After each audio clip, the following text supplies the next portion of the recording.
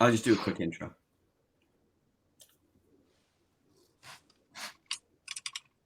Hey, welcome everyone. Glad to have everyone here, and we're going to talk today about how verified users Web3 and the Metaverse will reduce online fraud. I'm David Lucatch. I'm the CEO and president of Liquid Avatar Technologies, and I am the managing director of Aftermath Island's Metaverse. And with me today is Ritesh from Ticket Ferry and Mihai from Deepwaters. And Ritesh, why don't you take a moment and introduce yourself, and then we'll move over to Mihai. Hey, I'm Ritesh Patel, co-founder of Ticket Ferry. We're a hybrid Web3, Web2 events platform. It's e-commerce on the front end, a CRM and loyalty platform, but also contains Web3 rails for token gating and NFT minting. Perfect. And Mihai? Hey, my name is Mihai. I'm the co-founder of Deepwaters, and our whole mission is to create interoperability at scale between the largest ecosystems in the business.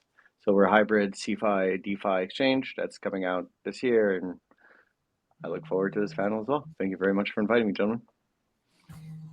Well, thank you guys for being here. And I mean, this is a big subject. When we start talking about verified users, Web3, Metaverse, and online fraud, we really have an opportunity to fix what is broken. I mean, you know, my sort of, I always use the same example. If I walked in to a electronics store today, picked a television off the shelf, put it on a cart and walked up to the front door and said, hey, I forgot my wallet. Here's a piece of paper. I'm going to write down all my information on it. And I know you're going to let me leave the store because you've got my info, because I know you trust me. And I think 99.9 times out of 100, someone would basically say, no, sir, you can't leave the store. But yet, if we're online and we type in information and it works, whether it's my credit card, my wife, my daughters, friends, if I know where they live, you know, I can ship anything anywhere. And I think we've all seen that online fraud situation. And, you know, I know I'm jumping ahead, but that is a $30 billion problem globally, and $9 billion alone in North America each year. So if we can fix some of that, we can fix this identity issue, we can fix the verification issue with Web3 and into the Metaverse and online commerce, we're gonna do a lot better for society, as well as we're gonna protect kids and we're gonna protect restricted events.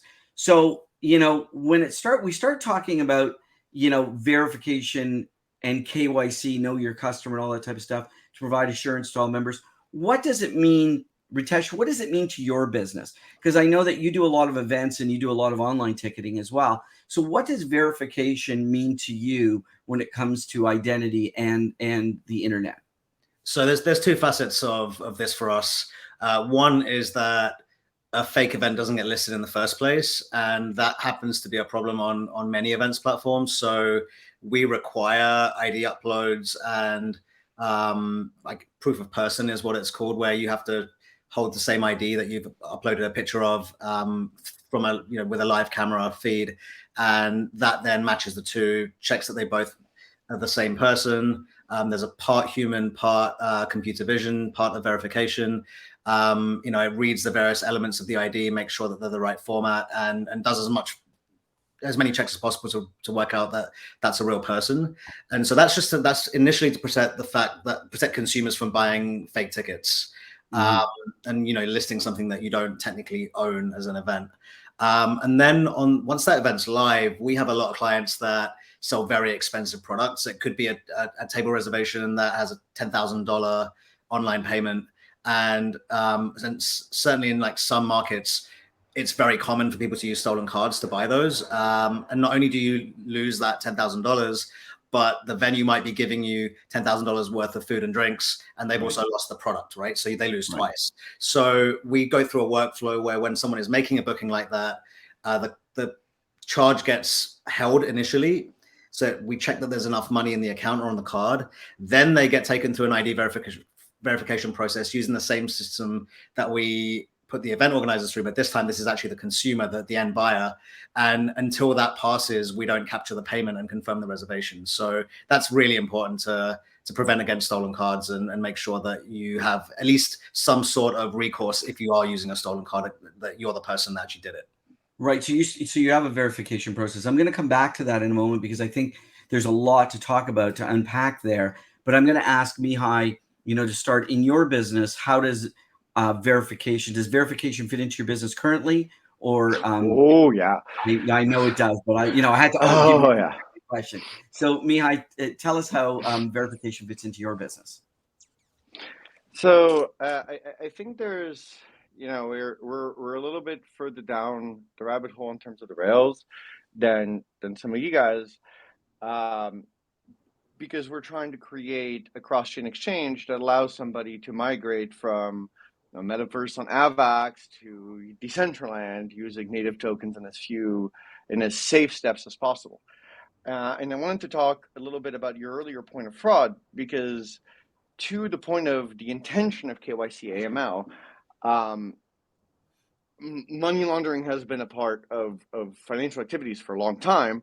And since fiat is money, it still represents a much larger share of money laundering than crypto does. What I found shocking is, despite the fact that this field is very reputed for that, we're running at somewhere sub 1%. As of the last report that I read anyway, it was 0.8% of all crypto that was used for money laundering, and around 2.9, almost 3% of fiat. So I do not think that people are coming and participating in this industry and looking for privacy because they are intending to break money laundering laws. I think they are here for the same reasons that I believe everyone in this audience is here, which is to benefit from positional trades, to benefit from the growth in the industry. And to that point, there's been a lot of innovations in transportable KYC. So our exchanges intend to be interoperable, but it's Deepwaters where whales swim. It's intended for institutionals. It's intended for people who really, really care about the difference between 400 bips and 15. But at the same time, those requirements from an operational perspective, and we were told we were very crazy for a long time, do in fact require KYC. And I think we've seen with the recent bust of DeFi, what happens when somebody promises you yield and those people cannot be sued. All right. And I think given the partners that both of you have, Ritesh is working with some of the biggest brands in sport. I think it behooves his fiduciary responsibility not only to his company, but to his partners, to ensure to some point that there is a reputational integrity about what we do, and that the business that we say that we are in is the business that we say that we are in, and the transparency blockchain allows us to prove it. Thank you. Well, and that's very true. I mean, what most people may not be aware of is that there, and those that are registered DeFi organizations are subject to the rules and regulations in the countries in which they operate. And, as opposed to North America, Europe really does focus on AML5 very carefully. And sometimes that will mean that organizations can't trust what a bank has done for KYC and have to do their own. And it's also something called POCA, Proceeds of Crime Act. So there's a lot of different activations. But I think I want to go back to the statement of verification. I think when we think about verification for Web3 and the metaverse and reducing fraud, we're not just talking about financial fraud. We're talking about, in Web 2.0, in social media, how many of us know that if we're going to spend money in social media, we know there's going to be so much spillage or breakage because there's so many fake spots and hacks out there. So when we look at identity, we look at three types of identity. The first is no identity, because no identity in itself is an identity, right? Just as I'm a guest, I'm here to do whatever I want. The second one is what we call anonymous verification. So anonymous verification says, I've done a biometric, and Ritesh, I think you were alluding to that. You do some kind of verification, again, to prove that you are a real person. And sometimes that will include age estimation for all the right reasons, right? You don't want to put kids where adults are, and you don't want to, if you're an organized operation like a casino, you may have restriction that you need to know that somebody who enters your operation is above age. So there is anonymous verification, and then there is the full-blown, know your customer, know your person, know your business. It's that whole stretch of the imagination.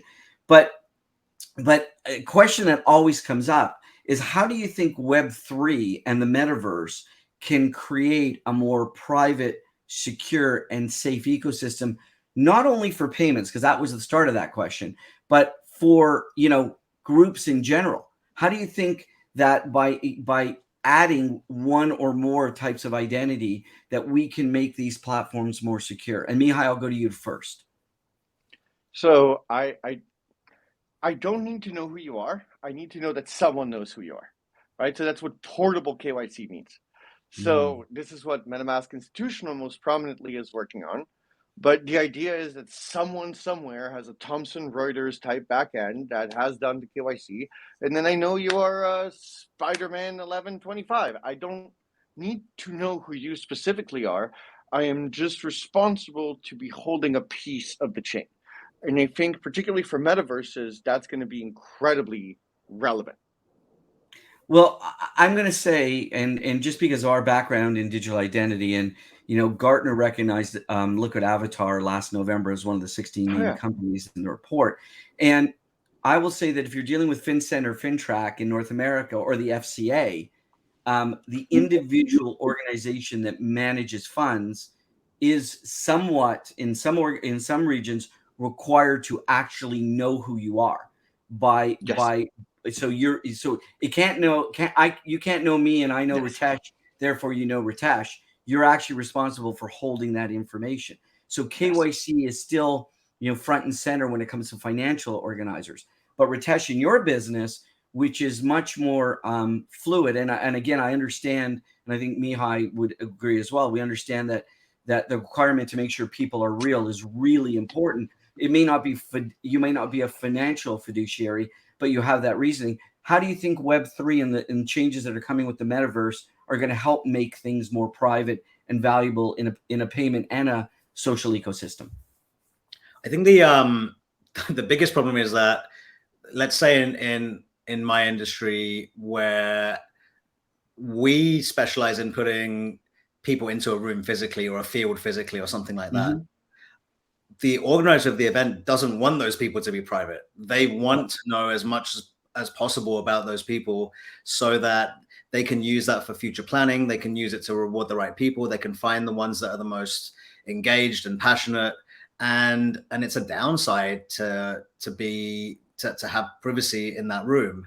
And I don't quite know what the solution is, because it's this thing where people go, well, I don't want personalized ads. I don't want someone collecting every data point about me, because Facebook is evil and they're gonna use all of that information to data mine me and show advertising to me. If you remove that and make things completely unpersonalized, the bulk of your feed is going to be stuff you hate, and then you'll leave the platform because you'll be like, there's all this stuff I don't want to see. And there's a backlash at the moment on Instagram because people are seeing that there's loads of content that comes from people they don't know and they're not following, and therefore there's a backlash, right? Because they're like, why is this being shown to me?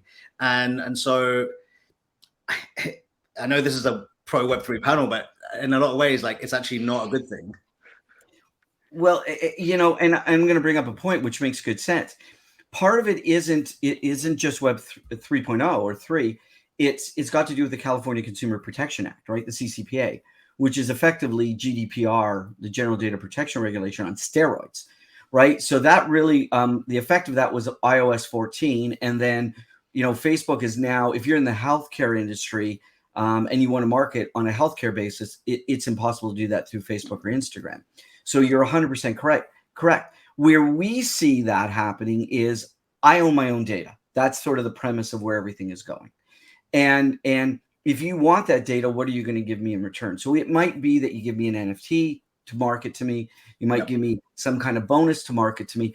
And what we've been working on, again, and I know the industry because we're open standards. So the entire industry in identity is looking at this from an open standard standpoint, is once I have my identity established within my framework, in my identity wallet, which is different than a crypto wallet, I may have attributes about me that I am willing to share based on you asking for it and me giving you what I choose to give you. So I think there is becoming a happy balance.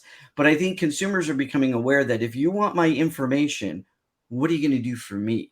And I think in the entertainment industry, there's probably lots. It could be a sample track. What do you think about that? So there's actually a project that's being driven very heavily right now by Aave. They've created this decentralized social graph protocol called Lens.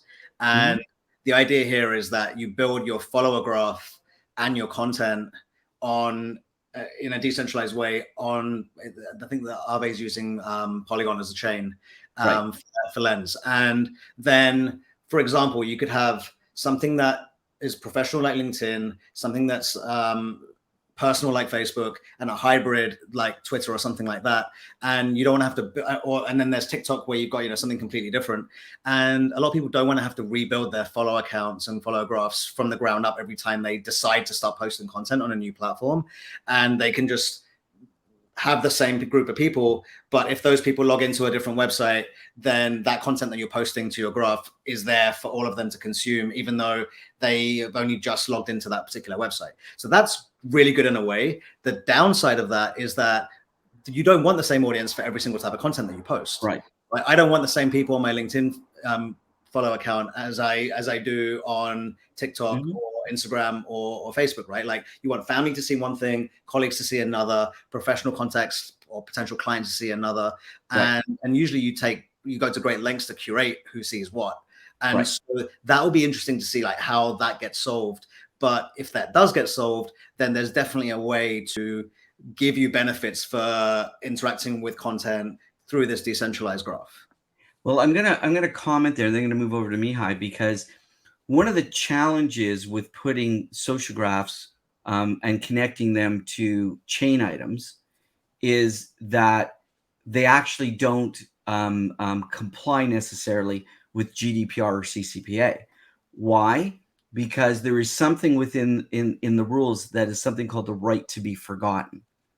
So I have the right not just to remove my data, but if I want to be forgotten, it has to be removed from every link within within that chain of identity. And the problem is, if it's on chain, it's immutable. It can't be forgotten. So this is sort of where, blockchain initiatives and certain crypto and related NFT initiatives start getting into something that says it sounds amazing. And Lens, I've heard of Lens, so it is amazing. But the challenge is, what happens if I want to be forgotten? So that's going to be interesting. Mihai, in the DeFi and the financial industry, do you see that separation between identity and the sort of the crypto blockchain, where identity is separate and apart, or do you see it amalgamating together? Oh no, I would look. The future that I was talking about earlier is a future that I want a fully portable, anonymized KYC. I think we are going to need to have such a coordinated lobbying effort on such an international basis. And this is something that is, by the way, very much possible certain places. Right. As much as I agree with you, and I forgot to bring up liquid avatars. No, that's okay. As That's one all of the right. most, look at that. Thank you for embarrassing me. But it wasn't my intention at all. You guys have been doing really wonderful work, and I think we're all frustrated in the same ways, right? Like I'm in my little corner of the industry trying to make sure that people investing in your metaverse feel like they have the liquidity if they want to move from there into near and into a metaverse there or back and forth. But at the same time, we've been dealing with regulations that, and we're looking at this with the MCA, for example, where the Digital Millennium Copyright Act is allowing almost anyone to block any speech they don't like, because the way that the organism works is so slow, right? And this was made in 2000 for a world of not just Twitter, but Twitch, where this becomes inherently more complex. So I want to kind of bring it back to what we can do about it, and I think I think we need to figure out a way to fit within those rules, while also perhaps take benefits from having our avatars be residents of Estonia or Palau, and perhaps there That's are interesting. ways where we can evolve how we participate into a global regulatory industry with what several governments in the world are proposing to us as portable, if not citizenships, but residences. And that's one way that I think we're going to at least create a sense to FINRA and the other organizations you've talked about that there is in fact competition, and we do not have to uniformly bow to their monopoly. Well, and you brought up an interesting point about the DMCA, and having been in the internet since the the mid '90s, just there was a new time, 1994 versus 2022, sort of 28 years later. The DMCA really allows the protection of providers like YouTube to ensure that at the end of the day, if they put up something that has a copyright issue, as long as the copyright holder lets them know, they're not affected by that. But there is, and I'm trying to remember if it's H10, B20, there is a new law in Texas that does allow a Texan to say to you, you can't refuse me the ability to post or view content. So what scares me about that particular law is you can't refuse me posting something nefarious. You can't refuse children from viewing something that is inappropriate. But I mean, it gets that. And I know that where you're going with transportable KYC, and a lot of people are starting to talk about artificial intelligence for KYC or know your customer or identity verification and or consensus. And I'm going to give a simple example of consensus. The simplest example of consensus is I am not a good golfer, but let's assume I was a really good golfer. And I had 3 golf pros in clubs that I play with and said I'm a scratch golfer. I could take that attribute that is attached to my identity because there has been consensus around enough people that says everywhere I go, I could prove to a club that I am a scratch golfer. The challenge with identity, though, today is if it isn't rooted, sadly, in a centralized offering. So I'm going to go back to Ritesh. When you do identity verification, you want to know that someone is real. Do you start with a driver's license or a pass card or with a passport? What identity do you start with? I mean, it starts. So we collect initially the full name and email address of the person. Then they have to upload a government issued ID, photo ID, and then they have to hold up the same ID with a selfie. And we don't necessarily handle that process ourselves. It goes through an external API, a third party verification provider. Yeah. But ultimately, it's still tied to some level of government ID that contains the information from the day you were born, right? So, right. And Mihai, when you do know your customer, you have to rely upon at today's stage. You have to rely on a government issued identity. Do you? The only time that I've seen that not be the case is with unbanked people. The only use of biometrics absent of identity is in places where unbanked people are very common, and that's it. So, well, I'm agreeing with you. When we do anonymous verification at stage, we do not use any government ID. So we're using at the anonymous verification, because we can use biometric, age estimation, device verification. I know that everywhere you go within an ecosystem that you are verified, but that doesn't comply with regulatory requirements. It complies with a lot of other opportunities. And in our business, we're building what's called a Metaverse Park Pass, similar to a park pass that you might find at a large amusement location where you can go from park to park, where it is transportable identity. But I mean, there's lots of opportunities, but all I'm getting at is I think artificial intelligence will become more prevalent in identity and sociographs and being able to follow a trail of everywhere you've been to build an identity, especially for unbanked people. But I think today, most businesses will default to a government issued identity.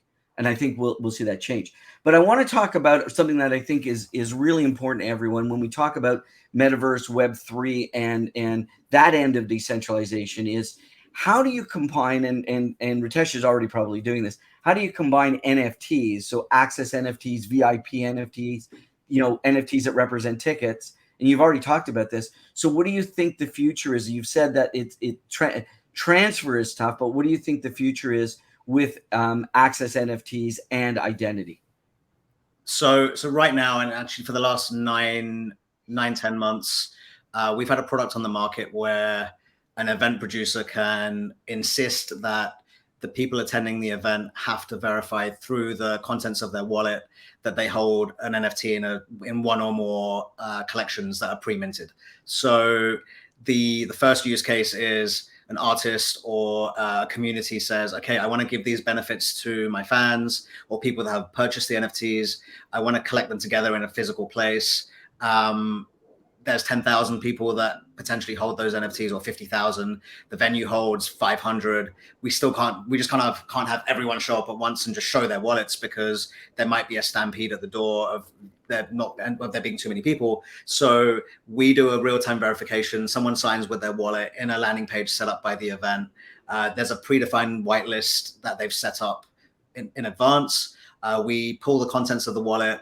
We look at the metadata of every token. We check it against the whitelist. Sometimes there are more fine-grained rules that actually look at the specific metadata on the token, the tier of token, the rarity, whatever the event wants to be a little bit more fine-grained with. And then we say yes or no, you can or cannot register for this event. At that point, and this supports a hardware wallet as well. So you could say, look, prove to me that you own this NFT that's worth $500,000. But there was a big thing at NFT NYC where people were told, don't bring your wallets with you, don't bring a hot wallet, don't bring your ledgers. That you're going to be a target and someone's going to try and throw you into a car and chop your hand off until you hand over the private keys. So what we end up doing is we do the verification at the point of registration, then issue someone with a standard e-ticket. Then they leave their wallet at home. When they arrive at the event, that QR code is still linked to the original wallet. So it acts as a proxy to the wallet. It's not the actual NFT. Right. So when they arrive and we scan that in real time, we go back on chain and check that the wallet that QR code is linked to still contains the original NFT that was required on the whitelist, and they get rejected in real time if it's left their wallet. I mean, brilliant. And we're using transactional QR codes, not standard readable QR codes. Using transactional QR codes to start a transaction that then, so I'll give you an example, that I could enter a website with no username and password. How do I do that? Because I see a transactional QR code, I scan the QR code, I answer with my face, and that lets me into the website. So, but I also think having in days gone by, having done a lot of work with the music industry, we've talked about that in the past, in the entertainment industry, and designing programs for casinos, I think where NFTs, an NFT might be in very simple terms as well.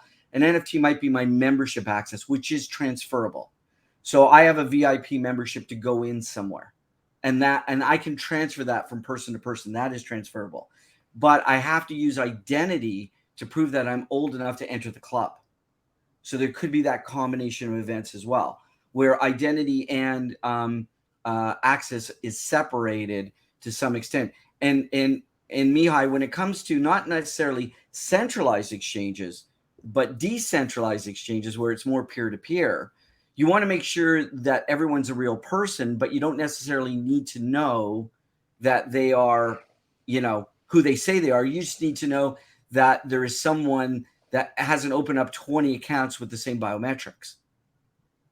Is that fair? Well, I would say that the entire way that DeFi actually makes money is by that not being fair.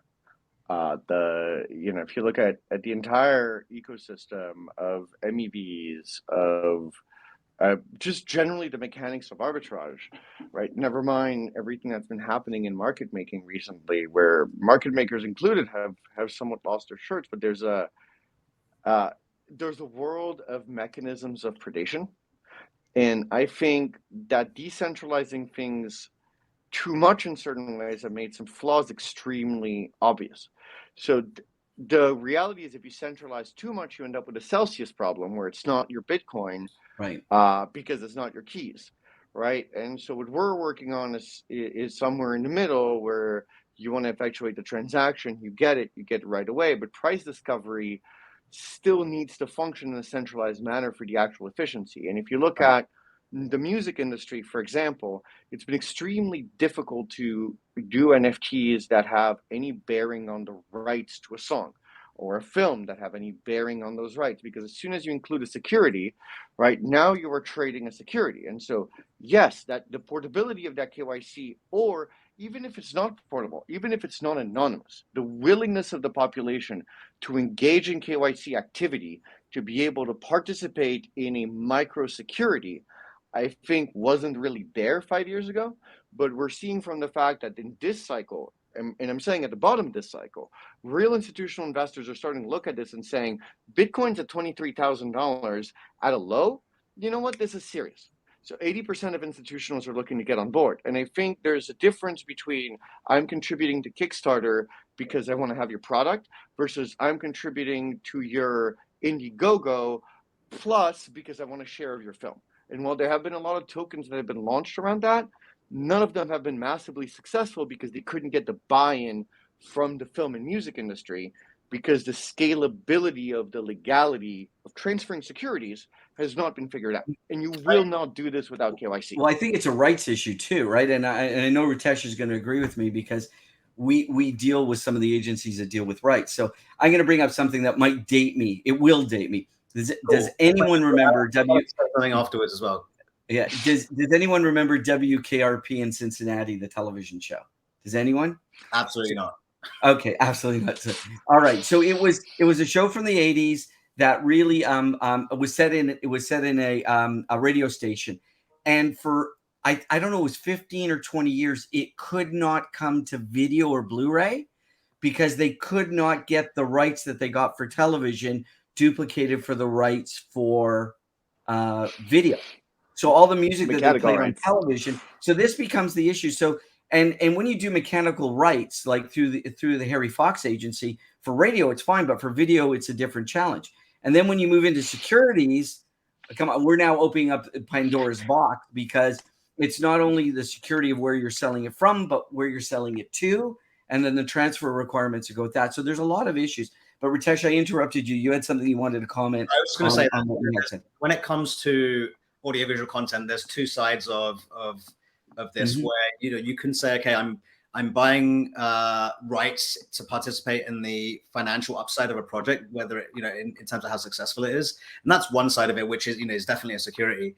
And then the other side is, let's say that you are participating in the revenue that comes from the number of views of that content, right? That it's very directly linked, because, like, for example, a streaming platform might pay its content providers per view or per minute streamed or whatever. Right. How do you even track? Because usually you're supposed to get paid through the smart contract. If you're participating in the upside by holding certain tokens, then the smart contract is supposed to pay you. The whole point is that it's trustless, and the smart contract is designed to give you that upside without you relying on a firm to give you correct reporting and rip you off. Now, how do you then accurately define what the revenue was based on plays if the players themselves aren't crypto native and they're not specifically allowing the smart contract to issue the revenue? Right. And Mihai, you have a comment there, and then we're going to move on to the last topic. But go ahead. If I may. So one of my favorite arguments for the metaverse is Roblox. Roblox, to your point, David, doesn't just employ children, because of course it does, but it keeps 70% of their money. Right, 70. It is a platform, and I think what we share here on this stage is, as people, we're trying to create platforms for other people to build their own games, to make their own money on. And Roblox keeps 70% of that. And Facebook has already said they're going to keep 47.5%. Sure. Or Meta, right? I'm sorry, and Meta. So I think where we're going here is exactly trying to create a slightly fairer world, right? Whether it's the credit cards taking another 20%, we're just trying to reduce mechanical middlemen. And I think one of the things I appreciated most about what you're doing, David, is the level of fidelity of the universe that you're doing. And one of the things I appreciated most about what you're doing, Ritesh, is the level of openness that you have with much more traditional members of the space, and bringing them back here. And I think what we share in common is a desire to build a Minecraft that doesn't take 35%, right? To create a system that is more efficient and where we can, in fact, pass on those efficiencies to the users, and that will draw us more users. Well, Because we're I couldn't ultimately agree with here you to serve more on our that. I users. mean, our percentage within the Aftermath Islands metaverse is somewhere between 5 and 10. It's just because you have to maintain an ecosystem. And Mihai, you recently saw in Monaco, you saw our sizzle reel. We're using Unreal Engine 5 to build, and now we're doing karaoke with real singers. There's a lot of really cool stuff happening. But we're going to close this topic because we've got 7 minutes left. I'm going to close this topic on identity. So let's sew it all together now. This is really important. I think we want to think about identity. We've talked about levels of verification, whether it's in venue, online, Web3, Metaverse, no passwords, DeFi, CeFi, everything that we could talk about. Now let's, if we had a crystal ball and you had to think 2 or 3 years in advance, what would you think the future holds for how identity and the metaverse is going to fit together? Because we have these places where, and Roblox has tried to do a great job with this, but they still have had issues with kids and nefarious actors getting together. As e-commerce moves to the metaverse, I know we have a thought on this, but as e-commerce moves to the metaverse, we need to make sure that we're fixing the broken pieces. I mean, I think there's a huge appetite and opportunity, Ritesh, in your field for where entertainment is going to go in the metaverse, and that realism and the ability to attend concerts wherever you are, whenever you are, and however you are. And again, bring that back to Mihai and DeFi and CeFi. So Ritesh, I'm going to ask you the question first, because where do you think how the metaverse identity and all of your business aspects fit together? So for us, we're still very much a company that's focused on in-person experiences with a bridge to virtual, and I think it's going to stay like that for a while. Even though we have done pure virtual plays, the idea here is that, let's say there's a concert that you want to go to and you're on the other side of the world, or and practically you can't attend, or there is some level of financial barrier, which means you can't participate, then right. There are lower barriers to entry by making it remotely accessible. But obviously then if it's a live stream, that is not so interactive, right? So what you want is a way to still feel like you're there, not the exact experience that the people who are physically there are having, but an experience, right? Like it's different.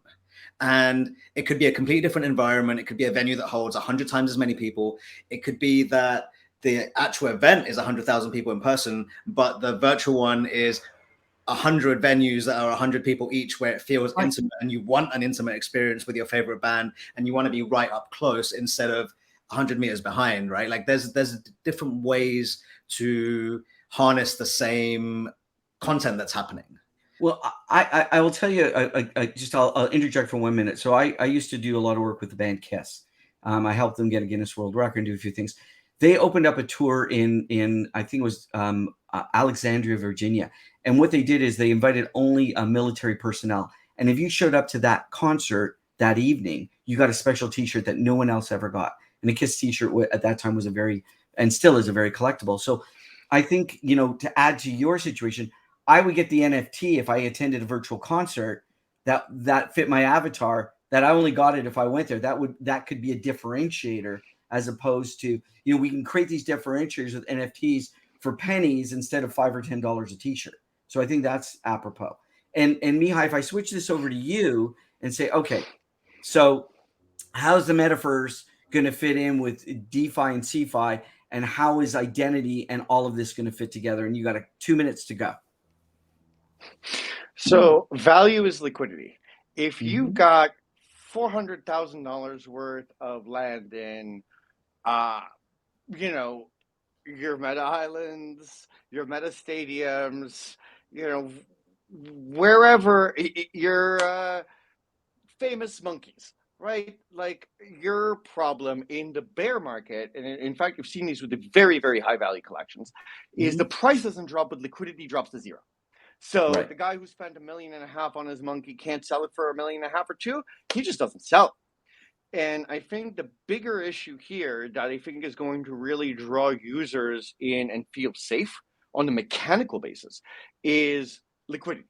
When you feel like you can borrow against your land, when it is easy to make a securitized tool that is, pen metaverse that allows you to bet on the whole metaverse, when it is easy to leave one for another, when it is easy to move from AVAX to near, because or whoever, Digital Bits has been one of the best news sources of talent, and you dabs with some of the best partnerships in the industry, right? Like, how are you guys going to get that liquidity directly to get the AVAX community to come in without going through weird WE? So I think liquidity is the mother of utility, right? Because But it's value liquidity without tied liquidity isn't with valuable at identity, all. though. We want to make sure that real Correct. people are I mean, getting how are you real gonna value. Right. And you're going to have to add in interoperability Of then. course. Oh, and absolutely. And we're in Mechanically our identity necessary. platform, we're there with interoperability already, because there is, we're members of Trust Over IP and the Metaverse Standards Forum, and everybody is talking about this interoperability, which is really cool, based on certain protocols. But I think we're looking at it from not to use the word lenses, but multiple lenses. I mean, it's sort of, Ritesh, you're dealing with entertainment, the consumerism, and how e-commerce all fits together with the new emerging Web 3.0, but still that legacy of Web 1 and 2. And Mihai, you're so focused, which is amazing, on where the next generation of finance will be and liquidity. And I'm sort of sitting in the middle and saying, look, I'm going to be building these tools. We've built identity, we've built avatar creation that you can put your face on an avatar, and then we're building the metaverse, which I'm hoping to work with both of you on this.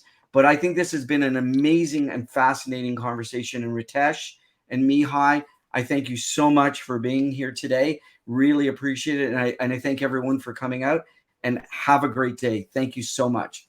Bye for now. Thanks a lot. Thank you for having me.